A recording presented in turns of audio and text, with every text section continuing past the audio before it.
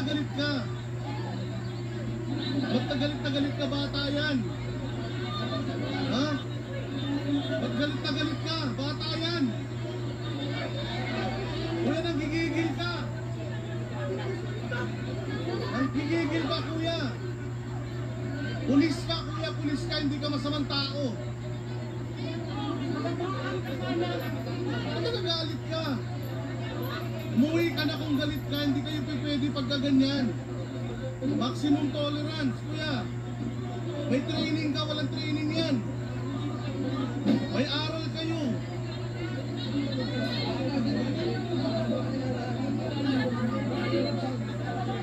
Masyado kayong galit.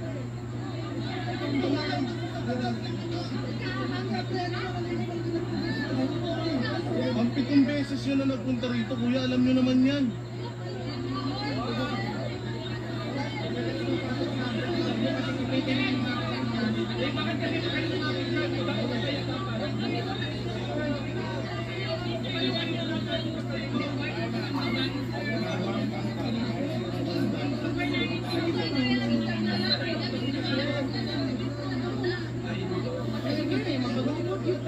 Dapat marunong din kayo mag-respeto. Jen, kalma lang, Jen. Kalma lang, kalma lang. Mga bata yan. Madasalin nyo mga yan. Pagod na kayo. Kalma lang mga brother, kalma lang. Hindi masasaktan, hindi nananakit ang mga. Maintindihan din natin yan. Kung gagawin sa bahay nyo yan, magagalit din kayo. Diba?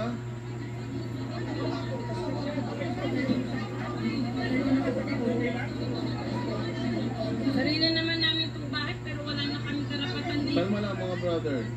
Gawin niyo po anong gusto niyo gawin. Pumasok ka doon, coach. Pasokin mo.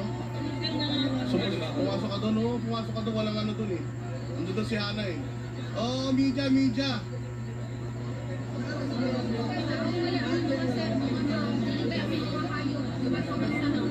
Oo, papasukin si Coach Oli saglit para ano, makadocumentation mo.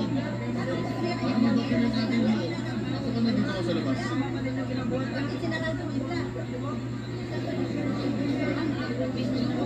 Kanila yan.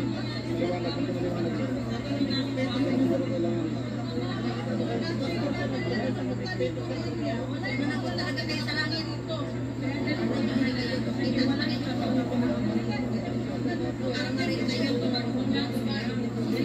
Alam naman natin, sumusunod lang kayo sa utos. Oh, pero kalma lang. Mataas na yung tension natin pare-pareho. Sino pinoprotektahan nila yung property nila, kayo naman nagtatrabaho. Bigayan lang sir, mga sir, bigayan lang.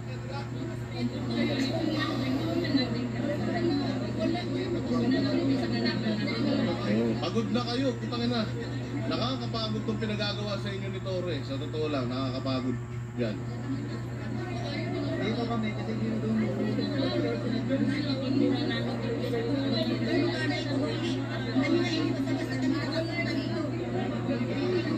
Mga madam, kasi 7 beses na pumasok dito si General Torre.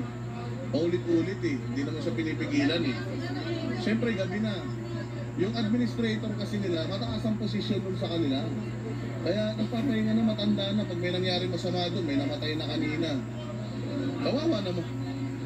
May mga nanay din kayo, may mga lola din kayo.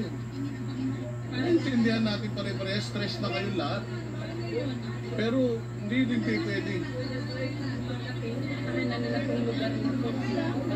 Takin mo may mga baril kayo, gabi na, naghahanap kayo. They are more than lenient. Pinayagan na kayo kahit wala kayong search warrant.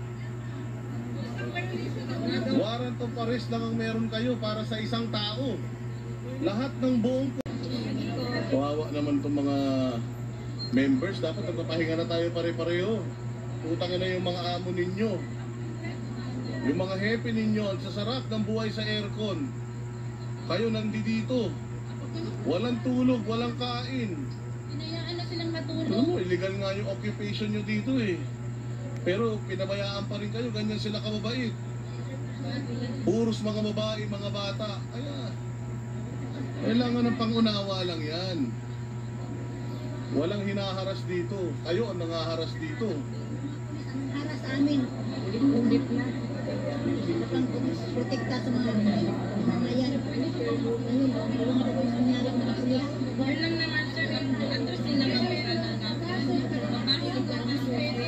Yung mga babae na nabita nyo ilagay dyan. Pero Kami din, wala pang tulog. Mula pa kami kagabi. Hindi naintindihan naman natin sila mga bossing. pwede lang, mga boys ninyo. Mga pulis dito lahat. Sumusunod lang naman ang mga ito.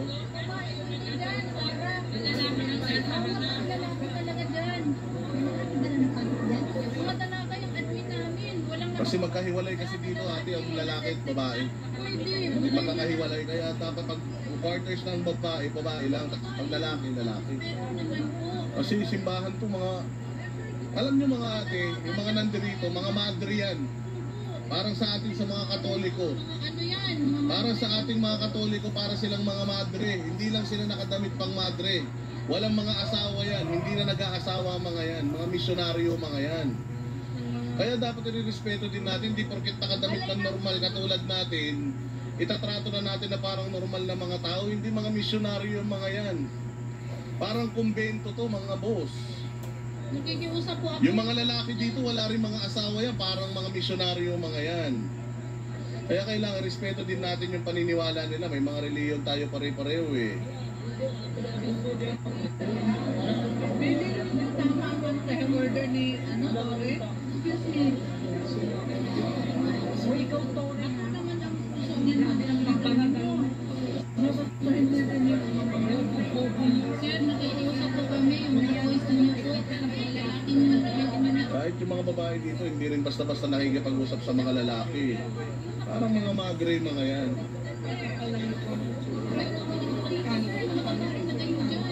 Kaya nga yung mga kabastusan na issue dito, putang ina walang totoo lahat dyan.